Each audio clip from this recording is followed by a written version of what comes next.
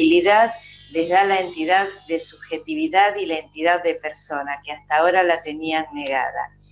Pone de manifiesto la ruptura epistemológica de lo binario. ¿Qué significa esto? Lo que decía Marta. No es cierto que seamos hombres o mujeres u hombres.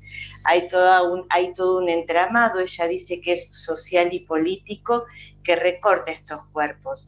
Y en cuanto al giro copernicano, ella considera que el descentramiento fundamental de esto y la ruptura narcisística hacia los discursos hegemónicos lo plantea a nivel de la psiquiatría médica y a nivel del derecho, porque al despatologizar estas autopercepciones y darle entidad de derecho a la autopercepción, se despatologiza. Entonces la psiquiatría y la medicina, dice ella, ya no tienen nada que corregir, por eso se resisten tanto a este cambio. Y por eso ella dice que es tan importante cuando Argentina hace el tratado y el acuerdo de Yogyakarta, que ustedes lo deben conocer, ¿no? Seguramente mucho mejor que yo, porque allí queda planteado que todas las personas, independientemente de, digamos, de la identidad y del género, tienen derecho a transitar.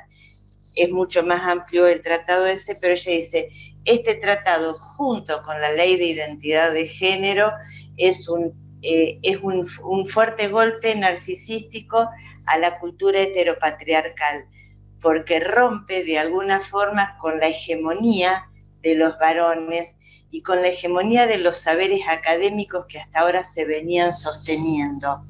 Y además plantea también, en relación a esto, que hay una injusticia epistémica, porque dice que a la justicia heteropatriarcal, tal como se venía sosteniendo, incluir la identidad de género le lleva a un serio cuestionamiento al dictamen de los jueces, que a veces hacen, ¿por qué? Porque no hay lugar en la sociedad, ¿no? Por ejemplo, ella planteaba los baños, hombres o mujeres.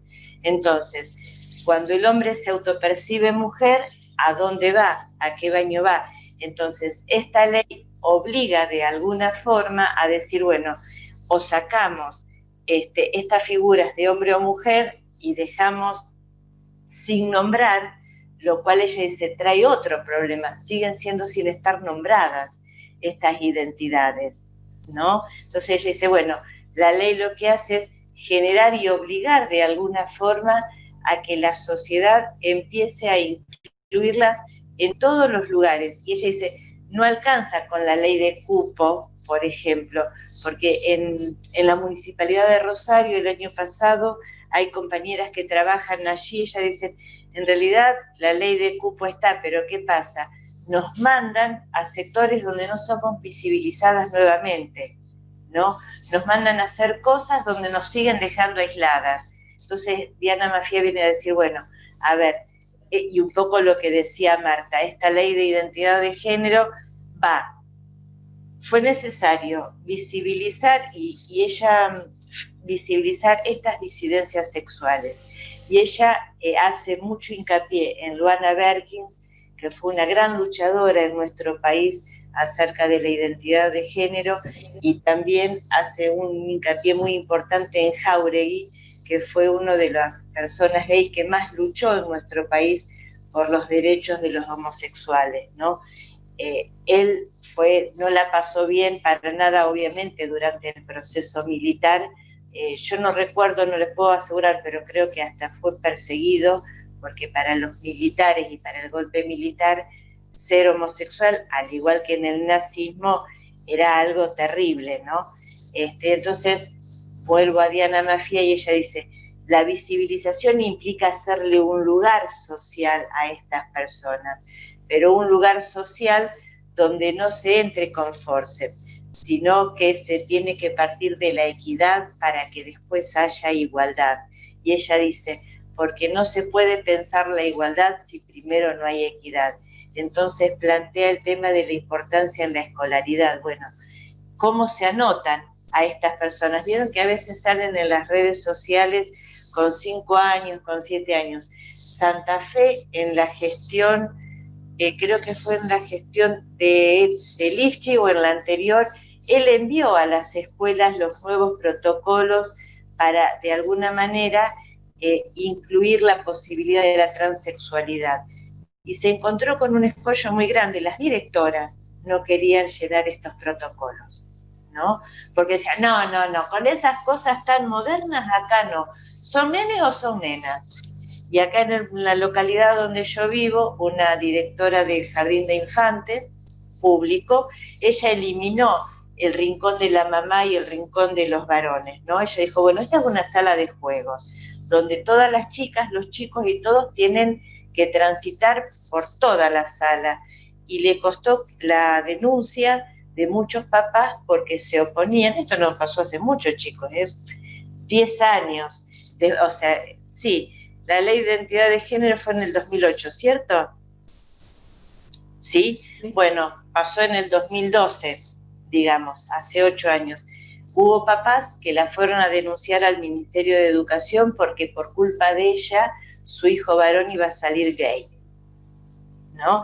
Y Diana Mafía hace un trabajo muy interesante hace unos 15 años, donde ella dice los juguetes no tienen sexo ni tienen género, los juguetes son juguetes y están para eso. Entonces ella habla de que la ley de identidad de género también es una gran ruptura epistemológica en el adentro del derecho, ¿no?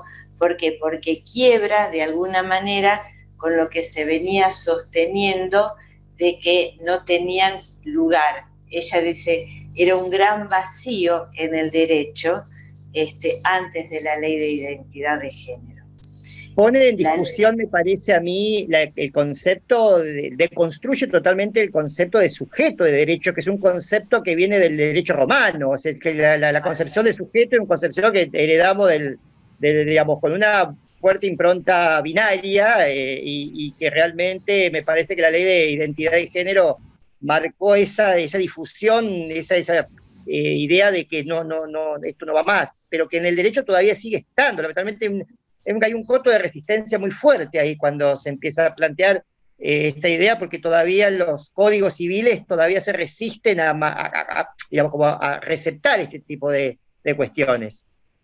Y los operadores también, Mauri, los operadores judiciales, las propias abogadas y abogados.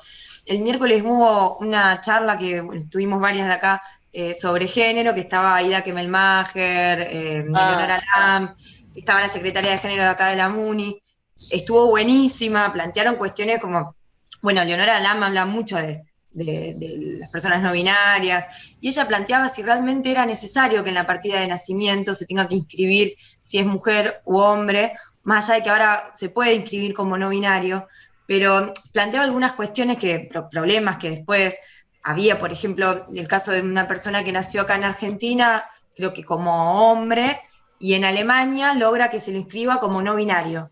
Pero la partida de nacimiento seguía siendo la de acá, entonces él no podía modificar su pasaporte y por lo tanto en este momento, ahora, está como encerrado en Alemania y no puede viajar a ningún otro país porque no le coincide y no puede hacer la modificación acá en Argentina.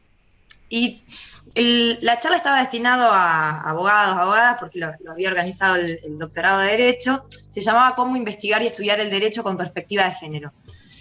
La verdad que estuvo buenísima, fueron como 5 horas, pero aparte con estadísticas, cuestiones nuevas, investigaciones nuevas de Buenos Aires. Y cuando termina el debate, la charla, se abre la posibilidad de preguntas, y una abogada hace esta pregunta, y ahí yo me fui porque me dio vergüenza mi profesión directamente. Dice, si, por ejemplo, una persona, hombre, que se llama Mario, decide cambiar su identidad y se la inscribe como María, después sus acreedores que lo quieren denunciar, ¿cómo hacen? Porque no lo van a encontrar si ahora se llama María. ¿Alguna de las exponentes me puede contestar?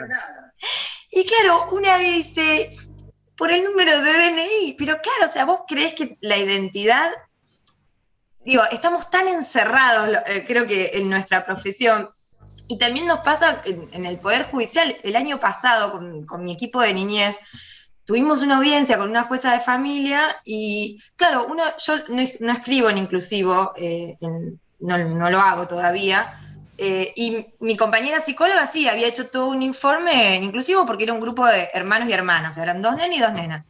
Puso la E en todo. vos no sabés las cosas que nos dijo la jueza, porque habíamos escrito en inclusivo, y en una audiencia en donde había un montón de gente, centro de salud, que en realidad terminó quedando expuesta a ella, porque todos salimos como a decir, bueno, no, pero ¿por qué vamos a empezar a hablar de otra manera? ¿Sí? ¿Por qué vamos a hablar solo con la O si también hay 2 nenas? Si estamos hablando de las nenas y los... Se frenó porque se dio cuenta que no tenía como alguien con quien compartir esto. Pero yo nunca he visto en escritos judiciales que se use la E. Y la verdad es que yo no lo hago porque no tengo ganas de pelear ni que me hagan sentir así, porque también cuando vos vas como parte, y sobre todo las abogadas de familia, las juezas de familia, te la pueden hacer pasar muy mal. Digo, el ámbito del derecho es complicado. Pero yo tengo esperanzas de que vamos... Diana Maffia plantea que hay una injusticia epistémica y que es una injusticia ontológica, dice ella, ¿no? Y que entonces la ley de identidad de género daría la posibilidad de que se empiece a pensar en una justicia epistémica. Eso es así como un poco alentador, Victoria, en cuanto a lo que planteas vos, ¿no? Uh-huh. Pero sí hay mucha resistencia. Nos ha tocado con Marta en comisiones anteriores de otros años, muchas colegas de ustedes cuestionaban seriamente el tema de la indemnización en el divorcio, ¿no? O sea, decían, y bueno, si vos decidiste quedar a cuidarte a tus hijos, ahora no le podés reclamar, ¿no? A que fue tu marido que te dé el 50%. Y estaban muy posicionadas en ese lugar, pero esto también tiene que ver con que, bueno, o sea, es una lucha diaria porque el poder no se concede, ¿no? O sea, la pregunta es siempre si las personas estamos dispuestas a interrogarnos acerca de nuestros privilegios. Y Diana Maffia justamente plantea esto, ¿no? Que si el derecho es para unos pocos, quiere decir que hay muchos que son los que se quedan afuera. Entonces no es un derecho, dice ella, ¿no? Es una visión parcializada que privilegia solo a un sector. Entonces, si es privilegio, no es derecho, dice ella, ¿no? Si la pueden googlear, ella estuvo en la Cava muchos años, fue legisladora de la Cava. Para mi criterio es un placer escucharla y leerla porque en Argentina fue una de las precursoras en relación a plantear las sexualidades migrantes, ¿no? Ella, digamos, y lo que tiene que ver con todos los derechos de las mujeres y de las infancias. No sé si alguien más Nosotros en el Poder Judicial tenemos como obligación hacer un curso que se llama la Ley Micaela, bueno, obviamente que lo sabrán, y uno de los seminarios de este curso está a cargo de Diana Maffia. Pero bueno, más allá de lo que quería decir es que más allá de que por ahí nosotros podamos o nos obliguen a capacitarnos en este sentido, la materialización de la capacitación no se está viendo, pero por ningún lado. Es como dice Victoria, o sea, yo trabajo en el Poder Judicial y lo vivo continuamente, en todo sentido, no solo con relación al derecho en cuanto a los expedientes, a los trámites judiciales, sino como también con el trato de todas nosotras, con el tema del acceso a los concursos de ingreso, a los concursos de ascenso, y no solo eso, sino además con la ocupación de determinados puestos para la mujer o determinados puestos para el hombre. Más allá de eso hay como una impronta en el Poder Judicial de La Pampa de darle un sentido de legalidad a todo esto y han como lanzado un listado de abogadas de la matrícula como con jueces. Con jueces haría como si fuera un juez o una jueza sustituta en el caso de, obviamente, de una jubilación o de algún tipo de problemas como es de salud, que no puede concurrir a su trabajo, y se elige una jueza o un magistrado sustituto. Y han hecho un listado de abogadas de la profesión a los fines de cubrir ese tipo de licencias que obviamente no pueden concurrir a trabajar los titulares. y lo titulan Jueces ad hoc con perspectiva de género. Pero bueno, yo no sé, yo que trabajo en el Poder Judicial hace casi 16 años, lo vi siempre y lo sigo viendo, y es como que lo que noto es como una mayor resistencia. Antes era como que se daba el permiso de decir, bueno, no es conocido, son temas nuevos. Es como que le dábamos una justificación al tema, nosotras mismas las mujeres. Pero ahora lo que noto es que está instaurado, pero hay gente que se revela y es peor todavía, como diciendo, ah, sí, listo, ley Micaela, ley de género, ¿querés más derechos? Te los vas a tener que ganar. Vas a tener que ganar lo que pedís. O sea, esto es una apreciación personal, ¿eh? Esto es una apreciación personal, pero bueno, hace mucho tiempo que trabajo en la justicia y lo veo. Es como que una resistencia mayor, antes como ignorancia, como que hoy no se sabía, como algo instaurado, naturalizado. Ahora está, pero hay muchísima gente, y no solo hablo de hombres, de mujeres, que es como diciendo una resistencia deliberada y literal a este tipo de cambios y de cuestiones. Ese era el aporte, nada más que quería hacer. Gracias. A mí me parece que en cuanto a esto que vos decís, que es muy cierto, yo por ahí tengo pacientes que están en el Poder Judicial y cuentan los entretelones, ¿no? Y una de las cosas que se ven, digamos así, yo hablo de Santa Fe, ¿no? De una ciudad en particular, entonces una de las cosas que se ve y que duele, porque dice, sí, vienen, capacitan, pero cuando termina la capacitación está lo reactivo, ¿no? Lo cual genera también del otro lado decir, bueno, ¿cuánto cuesta modificar? Porque también tenemos que dar cuenta de esto. Y ahí yo me acuerdo de Freud, ¿no? Cuando él hablaba del pensamiento mágico. El pensamiento mágico es un pensamiento que lo tienen los niños. Y esto marca, de alguna manera, bueno, o sea, está fantástico que la capacitación, pero si no hay a ver cómo sería, un reconocimiento y un replanteo de los privilegios que tenemos como clase, por ejemplo, la capacitación me llena la cabeza de información, pero no lo puedo pasar al cuerpo, ¿no? Y no puedo hacer apropiarme. Hay una corriente psicoanalítica que dice, me tengo que agenciar de los conocimientos. Para agenciármelos necesito que esos conocimientos pasen por el cuerpo y se hagan carne, ¿no? Entonces, para eso necesito cuestionarme como sujeta, ¿no? Porque yo tengo determinados privilegios. Por ejemplo, pensaba en esto en cuanto al color de piel. Para las personas que somos blancas, nunca nos hemos cuestionado el color de piel, ¿no? Y sin embargo las personas que no son blancas se sienten discriminadas, ¿no? Entonces es empezar a cuestionarnos también lo finito y lo grueso sería, ¿no? Para que esas leyes realmente produzcan el efecto que una quiere que produzcan, digamos. No sé si se entendió lo que dije. Sí, yo quisiera que lo relacionáramos para que no quedara la teoría fuera sin articular, digamos. ¿Qué les parece lo que estás planteando, Fabiana? Esto de que se recrudece el rechazo, lo que se llama reaccionario, que reaccionan, porque no es solamente en el derecho, pasa en todos lados, pasa en los países. Tenemos presidentes como en Brasil, que habla en contra de las minorías, de las mujeres.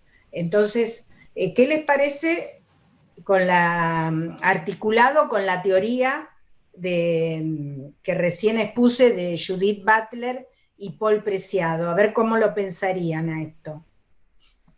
Porque ellos lo dicen. Es una consecuencia. Es una consecuencia lógica cuando querés mover algo que ya está armado desde hace tantos años y pensado y dirigido justamente como dominancia si vos querés mover los pilares, y sí, van a reaccionar de todos lados. Van a reaccionar porque estás cuestionando lugares de privilegio, porque estás planteando modificaciones. Yo veía justamente en esta charla que una de las expositoras, que me olvidé el nombre, había hecho con ELAS una investigación re grande, ahora en el 2020, que la iban a publicar creo que la semana que viene, sobre los lugares de poder que ocupaban las mujeres, en distintos ámbitos, sindicatos, universidades, empresas, ministerios, presidencia, todo. Y el último se había hecho en el 2010, que estaba Cristina de presidenta, y decían que, o sea, te mostraban, la verdad es que no había evolucionado mucho los lugares de poder. Sí, quizás con la ley de paridad y demás hay más mujeres pero no en lugares de poder, y quedó evidenciado, y de hecho en los chats algo se empezó a desprender en cuanto a la universidad, porque eran muchas profesoras las que estaban en la charla, y decían, las propias profesoras escribían que, bueno, nosotras, cómo es el tema de, yo no sé muy bien cómo es adentro de la universidad para titularizar y demás, y claro, había 3 hombres en la charla, que éramos 160, y dentro de ellos el único, el decano, el jefe de todas, es hombre. Entonces, claro, yo digo, él no dijo nada, pero yo digo, en cualquier momento lo van a hacer hablar, porque además empezó a poner un poco caliente el tema sobre lo que pasaba dentro de la Universidad de Derecho.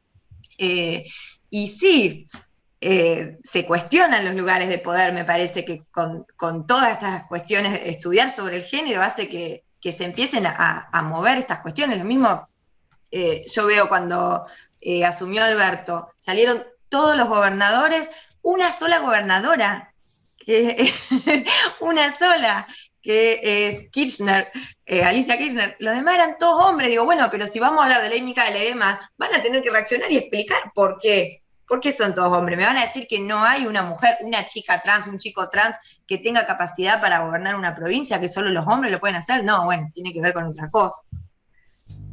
Así que sí, esto va a ser para pelear. Lo que pasa por un que lado está la pérdida de privilegios, pero por otra también está el que no tiene privilegios o la que no tiene privilegios, y en vez de solidarizarse con sus pares, está con los poderosos, digamos, ¿no? Yo creo que porque sigue estando dominado. Claro, la colonización. ¿No? Porque es mejor sentirse identificado con el que tiene poder, con el que tiene más plata, con el que domina, que con el que la está luchando, me parece. Claro, en este caso que contó Dorcas de una alumna, que ella tenía 4 hijos y estaba en contra de que una mujer recibiera una compensación económica por haber estado en la casa y haber sido ama de casa, mientras su marido hizo toda una carrera y ganaba un sueldo bastante ostentoso, creo, y ella atacaba a la mujer, pero si se quedó en su casa y no hizo nada, que no cobre nada. O sea, no podía visibilizar el trabajo reproductivo, digamos, ¿no? Y a veces, perdón, a veces eso de que la igualdad que desiguala, porque al final te dicen, pero ahora nosotras podemos, y si yo pude, ¿por qué vos no? ¿Por qué la otra no pudo? O sea, es una cosa totalmente individualista, sí, que no tiene nada que ver en realidad con los derechos. La experiencia personal me hace acordar la meritocracia, decía, entonces yo como logré esto, y entonces, ¿vos qué venís a pedir? Por ahí debe haber pasado también lo de la alumna, perdón, no alumna, pero total no queda, no se dice no más. No sabemos quién es. No sé ni quién es, pero quiero decir, también a veces uno encuentra eso, y también encuentra lo que con las juezas, mujeres, uno se sorprende porque a veces uno dice, uy, no sé, te da miedo por ahí, como dice Victoria, decir, pensará, pero si yo estoy acá y yo también tengo chicos o no, pero no importa, yo decidí esto, entonces vos decidiste aquello, y uno vive con esos temores también en la profesión, porque no quiere perjudicar al cliente, entonces bueno, vos vas a ir con un discurso que sea más o menos, que pueda encajar siempre. Me dan más miedo las juezas que los jueces a mí últimamente. ¿Por qué, Marina? Sin dudas. Sí. ¿Por qué? Sí, es porque uno va con una expectativa de que cree de que esto ya está y ellos lo tienen que conocer y lo tienen que aplicar y de golpe no sé si pasa, debiera ser así, y de golpe te das cuenta que no, y te replanteas plantean que vos escribas niñas, niños, porque hay en este caso niñas, niños, y que vos estés hablando así ya es como que arrancás con el pie izquierdo. Y entonces ya es como que venís con esto y te das cuenta que el expediente funciona diferente a otros. Y tiene que ver con esa tontería, o sea, pero me parece que a mí, o no sé, a todos supongo, que tiene que ver más con esta como expectativa que uno tiene depositada en que ellos tienen que estar como más capacitados inclusive que vos, o es lo que yo creo, y resulta ser que ni ahí, que vos que le llame la atención que vos escribas así. Como que quieren todo el tiempo moralizarte, yo siento eso, adoctrinarte. Claro, sí. Las juezas, por lo menos las de familia de Rosario, bueno, no todas, pero yo he vivido situaciones en donde yo sentía violencia, en donde mi clienta se ha ido llorando, haciéndola cargo a ella de, por ejemplo, la situación de consumo de su hija, que tenía mi edad la hija, o sea, estábamos hablando de los nietos, en donde ella viene a pedir la guarda de los nietos porque su hija estaba en una situación de consumo muy grande, se iba, bueno, la hizo pasar a ella sola porque su marido se quedó con los chicos afuera y le dijo de todo, o sea, yo no la podía frenar porque también se la agarró conmigo, me empezó a decir, y como yo veía que la iba a dar a la guarda, que es un poco lo que decía Laura, o sea, porque vos no estás ahí para ser político o militar, vos estás ahí como abogada de una parte defendiendo sus derechos y a vos te pagan para lograr, a mí me pagaron para lograr la guarda de los abuelos. Entonces, bueno, era dejarla hablar, y después cuando entra el hombre, nada que ver, pero como si él no tendrían esa responsabilidad que ella decía que tenía, que parecía que la hija consumía por culpa de ella. Aparte, en una entrevista, mirá si vos como jueza vas a poder determinar el consumo de una persona que tiene 30 años, o sea, ¿no? Y esto fue el año pasado, ¿sí? Es muy difícil, yo no sé cómo será en otro, por lo que hablo, me acuerdo Patricia contaba cosas terribles. ¿Cómo, Marta? Pero eso, ¿cómo lo piensan esto de las juezas, digamos, patriarcales, ¿no? ¿Tiene que ver con la formación, a lo mejor con cómo se formaron ellas? Supongo, yo creo que tiene que ver a las nuevas generaciones que van a cambiar esto. Creo que tiene que ver con la formación, tiene que ver con las clases sociales, económicas, lo que tiene que ver, lo económico yo creo que tiene que ver. Lo que pasa que a mí lo que me parece que acá hay que diferenciar es lo siguiente. Yo lo que noto, yo siempre hablo de mi experiencia en mi ámbito laboral y en mi provincia. Hay muy pocos, ahora se están incrementando el tema de la cuestión de la capacitación obligatoria en los jueces. Más que nada los jueces de familia, en donde el Código Civil y Comercial ha dado un giro totalmente diferente. O sea, la explosión. Javi, la que me hizo esto da capacitaciones de género en el Poder Judicial. Claro, eso por un lado. Capacita en género ella. Sí. Me van a hacer deprimida hoy, ¿eh? Y lo que quería, o sea, sí, yo entiendo lo que me decís, Victoria, pero quería llegar a esto, que más allá de esto, el tema de ser